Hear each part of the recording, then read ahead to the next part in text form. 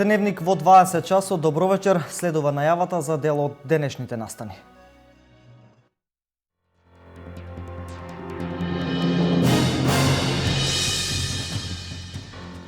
Во источниот регион, трговската компанија Kitgo е рекордер во вработување на млади лица до 29 години, користејќи ја мерката на владата на Република Македонија.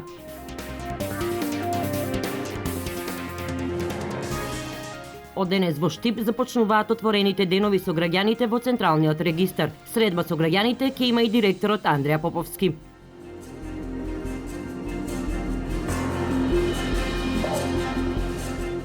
Во Штип од утре паркинг места ќе се наплаќаат од судот се до местото каде некога се наоѓаше сладкарницата Пролече.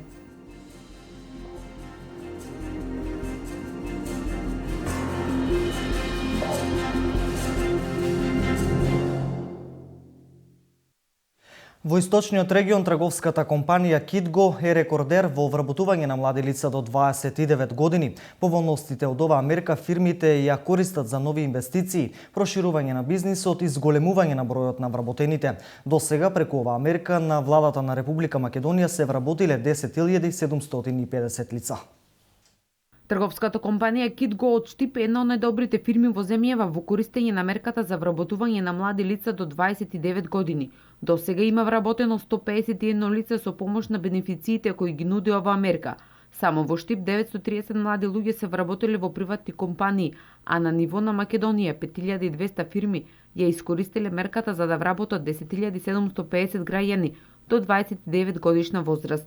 Оваа компанија досега преку оваа мерка за вработување на млади лица со една година ослободување од плаќање на социјални придонеси и персонален данок и дополнително уште една година обврска да ги задржат на работа младите луѓе кои што ги вработат или пак мерка која што ја нарекуваме 1+1. Досега само во оваа компанија во Штип се имаат вработено 151 младо лице, што е голема и многу важна. Можноста за ослободување од плаќање на социјални придонеси во текот на една година, некои од сопствениците ја искористија за нови инвестиции и проширување на својот бизнис, како и зголемување на бројот на вработени. Пред овие инвестиции имавме 30 малопродажни објекти, сега отвараме нови 20. Kitgo е присутна во 13 општини во Република Македонија, така претежно сме стационирани во источниот дел на Македонија и делот централниот, јужниот, Неготино, Кавадарци, Гевгелија, така да како тенденција, како компанија се надеваме со вакви подршки дека и ние нашиве цели побрзо ќе ги оствариме. Над 10% од вработените преку мерката за млади лица до 29 години се во штипското стопанство.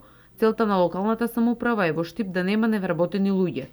Мислам дека овој пример да Штип ја искористил оваа мерка на владата на Република Македонија најдобро во државата и некаде над 900 лица се вработени по оваа мерка покажува дека над 10% од сите вработени по оваа мерка во државата се во Штип. Тоа покажува дека штипскиот бизнис знае да реагира на добрите политики на владата, на стимулациите кои ги дава владата и сум убеден дека тоа ќе продолжи до март идната година, така да тенденцијата сите оние млади кои барат работа си го најдат своето место, сами да допринесува за себе и за своите семејства, а владата само ќе помага во тој правец. Мерката за вработување на млади луѓе до 29 години, работодавачите ќе може да ја искористат до март 2016 година. Општина Берово спроведува проект со кој ќе се инсталира парен котел за затоплување на просториите во бизнис инкубаторот. Средствата се донација за реализација на овој проект. Бизнис инкубаторот во Берово наскоро ќе добие парно грејење. Општината спроведе проект преку кој обезбеди средства за инсталирање и поставување на парен котел, со кој ќе се затоплува зградата во која што се организираат разни работилници со станоци и пригодни свечености. Тоа се работи за средства кои се донација и мислам дека проектот е во завршна фаза, средствата се одобрени од страна на донаторот, тука и ние како општина имаме учество и јас морам да кажам дека заради превисоките цени кои ги имавме при самата изградба на бизнис инкубаторот и реконструкцијата на поранешната сала Партизан, не беа доволни средства за инсталирање на парно грење. Еве сега најдовме нов донатор, се работи на тоа и мислам дека тендерот е завршен, парниот котел се спрема да биде вграден и ако до сега тоа беше недостаток на тој убав објект, еве од скоро време ќе имаме објект кој ќе биде обезбедено и затоплувањето со вградувањето на системот за грејење. Денес во Штип започна специјализирана обука за мултисекторскиот тим кој работи на случаи на семено насилство. Обуката се однесува на имплементирање на законските решенија кои се воведени на почетокот на годинава. Семејното насилство не е резултат на бојата на кожата, образованието, социјалниот статус. Жртва може да биде секој, а во Македонија најчесто тоа се жените. Со цел да се поттикнат и охрабрат да го пријавуваат насилството, од 1 јануари годинава стапи на сила Законот за превенција, спречување и заштита од семејно насилство, кој меѓу останатото предвидува и мултисекторски пристап во превенција и адресирање на проблемот. Законските мерки се резултат на заедничка соработка на UNDP со Министерството за труд и социјална политика, Министерството за внатрешни работи, здравство, образование. Во овој закон имплементирани се стандардите на Истанбулската конвенција и Конвенцијата на Советот на Европа за анимација на родово базирано насилство. Една од клучните измени е отстранувањето на насилникот од домот по брза постапка, се со цел да се елиминира ризикот при силниот ризик на насилство и да ги превенираме оние случаи кои што минатата година беа прилично присутни, например кавадаричкиот случај на фемицид кој што беше проблематичен. Втората измена, една од поголемите измени во законот е мултисекторскиот пристап, кај ја имаме и мерката за вработување. Овој закон предвидува во членот 12 посебна мерка за вработување, приоритетно вработување на жените жртви на семено насилство во активните мерки за вработување на владата на Република Македонија. Настовска истакна дека според податоци од секторот за внатрешни работи од Скопје, бројот на пријавување на семено насилство е зголемен, што значи дека жртвите се посигурни и охрабрени да се спасат. Што се однесува до Штип и регионов, од едукативно-хуманитарната организација ЕХО, која се занимава со семејното насилство и им пружа правна помош на жртвите, дознаваме дека за разлика од минатата година бројот е намален. Текот на оваа година имаме околу 76 случаи на семено насилство, значи не е крајот на годината, за сега се толку. Вообичаено годишно кај нас се движат околу 100 случаи. Во поранешните години сме имали поголем број на пријавени случаи. Мислам дека најголемиот број на пријавени случаи во една година беше 140. Сега се надеваме дека или тенденцијата е намалена на семено насилство, на појава на семено насилство, тоа би била подобрата опција. Полошата опција би било дека не пријавуваат, зашто нели се и овие кампањи каде што ние ги охрабруваме жртвите на семено насилство да го пријавуваат семеното насилство.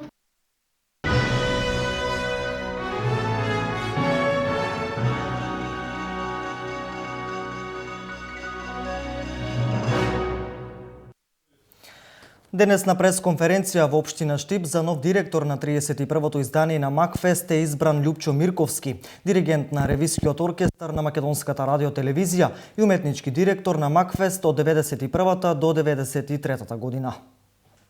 Љупчо Мирковски е добро познат лик на сите кои го следат Штипскиот фестивал на забавна музика Макфест. Последниве неколку години како диригент на Ревискиот оркестар на Македонската радиотелевизија, предходно како дел од авторскиот тим на повеќе макфестовски песни, а уметнички директор на Макфест бил од 91 до 93 година. На денешната пресконференција најави враќање на стариот сјај на Макфест, односно интернационалната форма која некогаш ја имаше. Не би било тоа некоја интернационална вечер па тие да се такмичат со нив, туку да се учествуваат на конкурс со другите композитори и другите пејачи, да си се такмичат, да си се надпреваруваат со другите пејачи. Како порано што беше, да. Тоа ќе биде резултати на учеството на Мирковски во тимот која представуваше Македонија на Евровизија, каде веќе разговарал со неколку композитори и пејачи од повеќе европски држави. Во разговор со нив, онака неврзан, уште не ни знаев дали ќе бидам избран на ова место, има многу големо расположение да учествуваат луѓе, например, зборував со тие од Ирска, од Малта, од Англија, од Ерменија, од Азербејџан, Така да многу се расположени, јас им кажав како изгледа фестивалот, им кажав што значи фестивалот што значи Макфест за Македонија. И тие се расположени да дојдат да учествуваат овде. Конкурсот за пријавување песни за Макфест 2016 е во тек, а фестивалот наредната година ќе се одржи во истиот период како годинава. Датумот и одредени технички особености за најновото издание на Макфест се уште не се конкретизирани. Сдруженијето на уметници УМ од Виница 10-годишното постоење го одбележаа со нова изложба на која беа презентирани дела од 7 членови на Сдруженијето, како и од неколку студенти. 7 различни автори, 7 различни перцепции на нашето обкружување, рефлектирани низ боите на уметноста, 10-та година поред функционираат како Сдружение на уметници УМ. Сите творат и креираат во различни услови и на различни места, некои надвор од државата, но секогаш наоѓаат простор и време делата да ги конципираат во заедничка изложба и своето творештво да го презентираат барем еднаш годишно пред своите сограѓани. Јубилеот 10 години постоење го одбележаа со отворање на изложбата со нови патеки, во која сите 7 автори понудија мал дел од својот најнов творечки опус, вклучувајќи дела од неколку млади уметници и студенти. Сдруженијето на уметници УМ од Виница веќе 10 години обстојува. Ова е една мала јубилејна изложба, каде што се представени членовите на Сдруженијето и неколку гости околу самата изложба. Сдруженијето активно веќе 10 години како е дел од културните збиднувања во општината, поддржува секакви проекти кои се од доменот на уметноста, неколку ликовни работилници во текот на летото. Доследни на својата независност и предпознатливост со своите нови композиции, уметниците од Сдруженијето УМ повторно ја импресионираа културната јавност. Понудија дела кои не подсетуваат на скапоцени предмети, кои освојуваат со својата непосредност и вистина на доживувањето, а истите на увид на јавноста ќе останат во следните неколку дена, пошто ќе бидат изложени и низ други градови, како и во соседна Бугарија.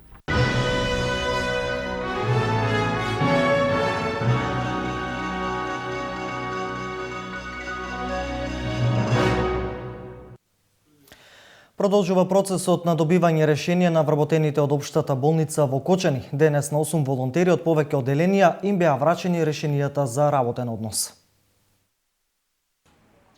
Согласно Законот за трансформација на работниот однос, продолжува процесот на добивање решенија на волонтерите во општа болница Кочани. Денеска директорот Дејан Апостоловски им врачи договори за заснување на работен однос на 8 волонтери во повеќе одделенија на болницата. Ова е втора група на волонтери на кои оваа година им се трансформира работниот однос во редовен. До сега со новиот закон за трансформација, вкупно 16 волонтери од општа болница се вработени во текот на оваа календарска година, а за трансформацијата да биде комплетна, остануваат уште 8 вработувања. Вкупниот број на вработени по овој основ изнесува 24, но како што истакнува директорот Апостоловски, ќе се настојува согласно законот и другите волонтери да добијат решение за постојано вработување. Со донесувањето на овој закон од страна на Министерството за здравство се решава проблемот на повеќе вработени медицински персонал во општа болница Кочани, кои со години наназад се соочуваат со проблемот за постојано вработување. Општа болница Кочани е меѓу ретките здравствени установи во државата во која на волонтерите им е трансформиран работниот однос во редовен. Во Штип од утре паркинг места ќе се наплаќаат од судот се до местото каде некогаш се наоѓаше сладкарницата Пролече. Цените за наплата остануваат исти како и досега.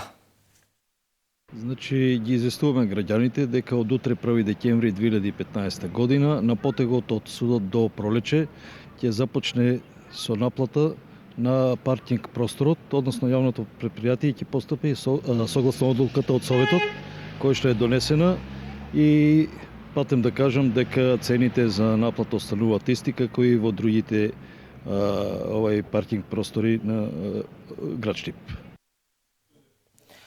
Општина Штип подготвена за денот на дрвото закажан за среда 2 декември. Предвидено е да се засадат 160.000 садници багрем. Значи ги повикуваме граѓаните на општина Штип масовно да излезат во 2 турнуса, односно во 9 часот и во 11 часот. Ќе бидат обезбедени автобуси од пред општина Штип, кои што ќе се бидат упатени до местото каде што ќе се пошумува, тоа е Клиси Бајр или над Новакова чешма. Планираме да посадиме 160.000 садници на багрем, обезбедени од страна на Македонски шуми и од Асоциацијата Ден на дрво 2015 година.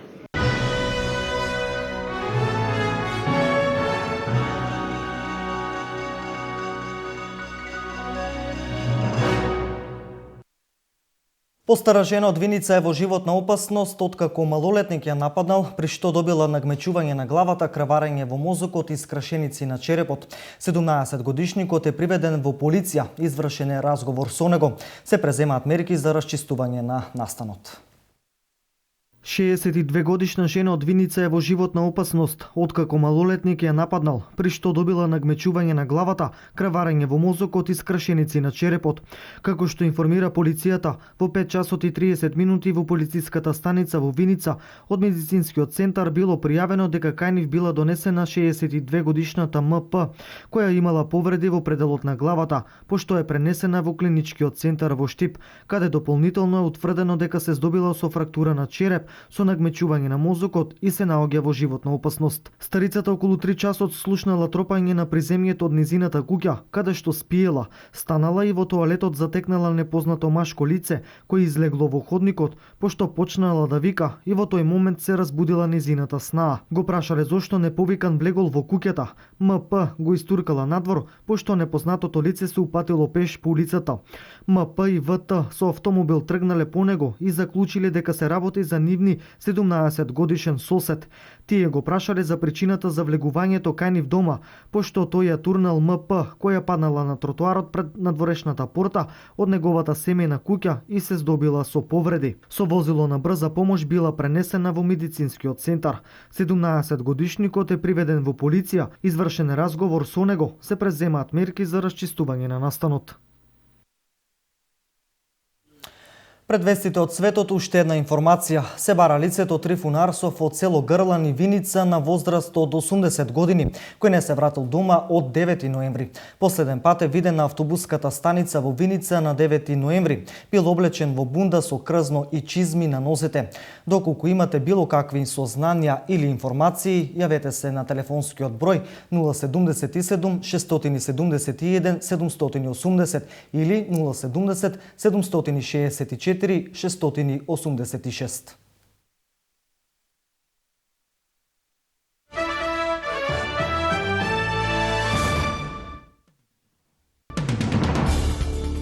Турција и Европската унија се договорија секоја година да спроведуваат по 2 средби и да го забрзаат процесот на пристапување. Утврдено е кога ќе се поведе безвизен режим за патување во Европската унија. Во март ќе го представиме првиот извештај. Во јуни ќе влезе во сила договорот за враќање на бегалците и мигрантите, а во октомври ќе се воведе безвизен режим. Изјави Давутоглу за време на пресконференција. Давутоглу исто зборуваше и за прашањето за кризата со миграцијата и износот од 3 милиарди евра кои Европската унија ќе ги одвои за Турција. Американскиот председател Барак Обама, кој во текот на ноќта пристигна на аеродромот Урли за да учествува на денешното отворање на конференцијата за климатските промени, директно замина пред Батаклан за да им одаде почит на жртвите од терористичките напади. Обиколен со обезбедување, Барак Обама остана долго пред концертната сала. Тој беше придружуван од председателот Франсуа Оланд и од градоначалничката на Париз Ане Идалго. Сите тројца положија по една бела роза во сеќавање на жртвите.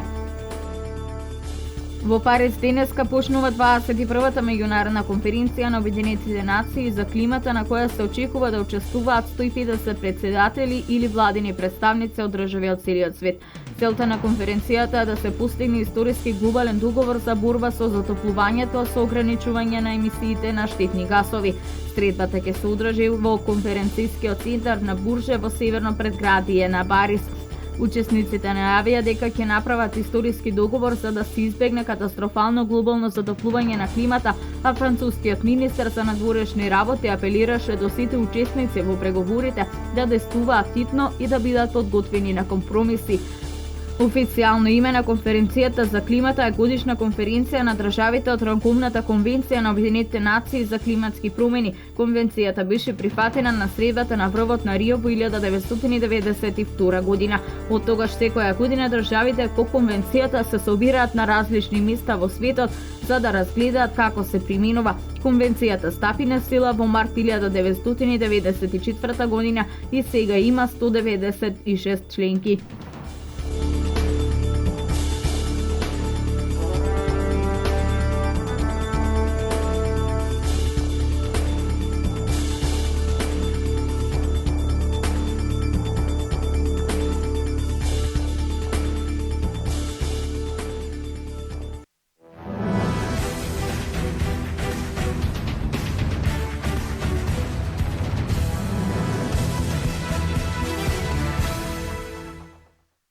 Речиси нема седмица, македонскиот вундеркинд Кристијан Воденски, кој се надпреварува во повеќе спортски дисциплини во Германија, да не забележи некоја победа. Последната 10-годишниот македонец, инаку член на клубот MMA Spirit на турнирот кој се одржа во Штутгарт, Германија, на поени го совлада својот противник по потекло од Косово, Леон Ренк од клубот Мехмедио Дазбах. Неговата апсолутна доминација во неговата категорија ја покажуваат титулите, меѓу кои во конкуренцијата ИСКА и ВАФМС. Исто така во текот на изминатиот викенд Воденски оствари уште една победа и во борење грчко-римски стил, а неговиот клуб Грисхајм ќе се бори за титулата во детската лига во областа Есен на 27 декември оваа година. Тој досега во грчко-римски стил во неговата екипа е единствениот непоразен надпреварувач.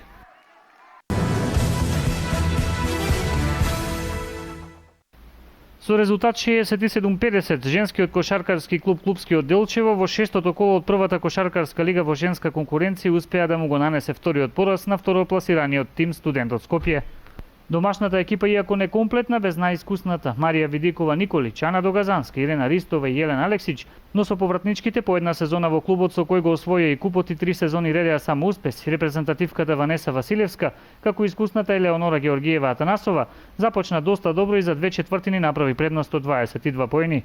Во тој период репрезентативката Ванеса Василевска, на која ова и беше прва средба, бидејќи имаше професионални обврски во Италија, постигна 17 кошеви и на одмор екипата на клубски замина со предност 40-18, за да во вториот дел се разигра Снежана Николовска, која даде вкупно 22 поени, од кои 6 тројки. Во составот на клубски добар настап има и Елеонора Георгиева со 8 поени и Нарашова, која постигна 7, но имаше и добра игра во одбрана. Исто така, успешен поединец на надпреварот беше и Стефанија Костадинова со 6 постигнати поени. Во останатите резултати од шестото коло, тимот на Бадел го совлада Шкупи со убедливи 125-36, додека Лотос на домашен терен славеше над тимот на Вајс Профил со 68-37.